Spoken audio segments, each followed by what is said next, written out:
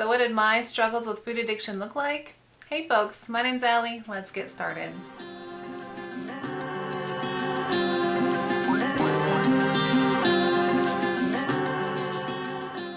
So I definitely believe that food addiction is a thing. Apparently WebMD says that the idea that somebody can be addicted to food has gained support. Experiments show that for some people, the same reward and pleasure centers of the brain that are triggered by addictive drugs like cocaine and heroin are also activated by food, especially highly palatable foods that include lots of sugar, salt, and fat. The reward signals from highly palatable foods may override other signals of fullness and satisfaction. As a result, people keep eating even when they're not hungry. So some signs of food addiction are you end up eating more than you planned when you start eating certain foods. You keep eating certain foods even if you're no longer hungry. You eat to the point of feeling ill. You worry about not eating certain types of foods or worry about cutting down on certain types of foods. And when certain foods aren't available, you go out of your way to obtain them. And for me, a lot of that is true. So I'm going to tell you what my experiences were like. So if you saw my weight loss story and pictures video, which I'll link down below in the description, you know that I was fat all my life. And I always used food as kind of a coping mechanism. It was always something that had to do with emotion. It was never just about hunger for me with food. Like, it was always something to celebrate or something to help me when I was sad.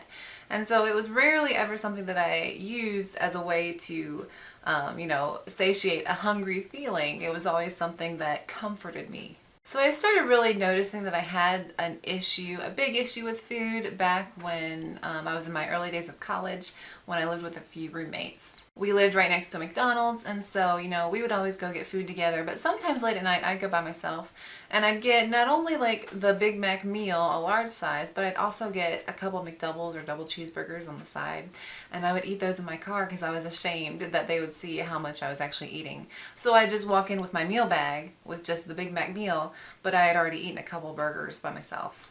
Later on, when I hit like my really low point in life back in 2014, when my parents divorced and I was out of school and I didn't know what to do, and then my mom got cancer, things got really bad.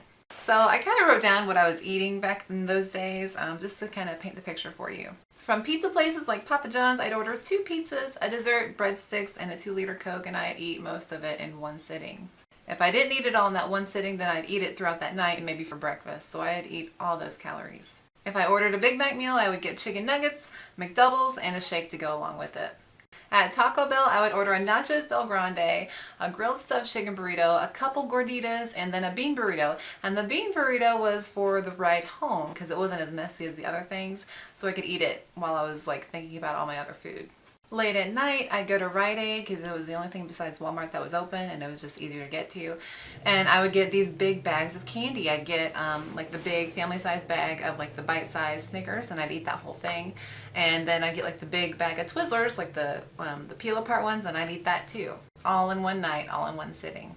When my ex used to go get food and bring it back, I'd make 4 pieces of toast with butter and jam, and I'd scarf it down because I wanted to be full by the time that I actually ate the good meal that he was bringing back. If I went to an Italian place like Olive Garden, I'd eat maybe 2 or 3 bowls of the salad, maybe 5 or 6 breadsticks, and then I'd eat a big fettuccine alfredo with chicken.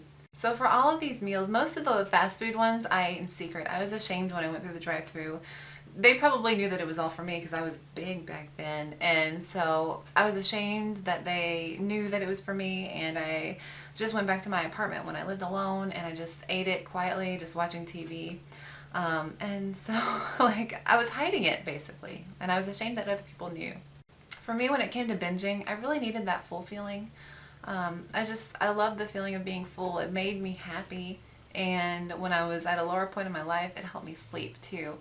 I would binge and I'd eat all that food and all those calories and sugar and fat and everything, and I was able to pass out after and just kind of, sleep the day away. So if you listen to those examples, you can tell that I really packed it away. I mean, sometimes I watch a Matt Stoney video and I'm thinking, wow, that's a big bowl of cereal, but I bet you in my fat days I could have polished that thing off too. I just remember that I used to get this physiological excitement, there was something going on in my brainstem or my spine, a tingling sensation when I would think about what I was about to eat. If I was excited about a meal that I was about to have, or if I was going to go out to eat and I got really excited about that, it was just this overwhelming sense or rush that I just kind of felt. The funny thing is, I still get that feeling. I've lost all this weight, but I still get that excitement feeling when I think about food. And I think that's the hardest part, is that I've lost the weight, I'm at my goal, and I'm still addicted to food, and it's still a struggle sometimes. It's mostly under control now. Like, I don't crave starchy meals. Like, I don't want breadsticks, and I don't want fettuccine alfredo, and I don't want burritos, although I do love Mexican food. And sometimes I do want refried beans with my Mexican food, but I resist. And so, but yeah, so like, it's not the starchiness, it's not the pasta or anything, or the French fries.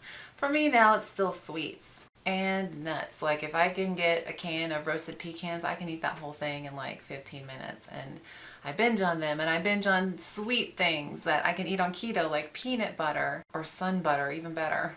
I still get that excited feeling when I think about peanut butter and those things, and it's like my body's saying, yes, yes, definitely pick that up at the grocery store. Yes, let's go home and binge on those things. It's been a long week, Allie. Yes, just eat until you feel good again. So once I got down to my goal weight, I noticed that those binges on those keto-friendly foods were happening like once a week. So I'd eat a whole can of peanut butter on Saturday or a Sunday night.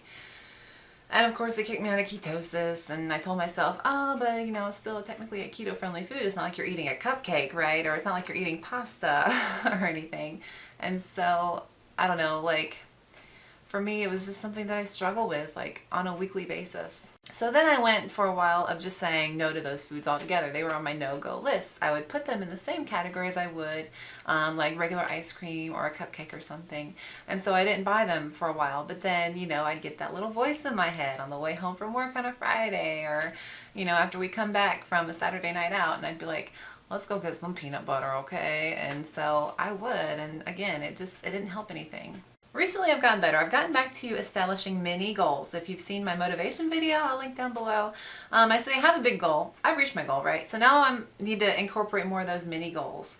And so, you know, find reasons to stay on track. So right now, we have a spring vacation coming up. I want to look nice for pictures, so that's my mini goal.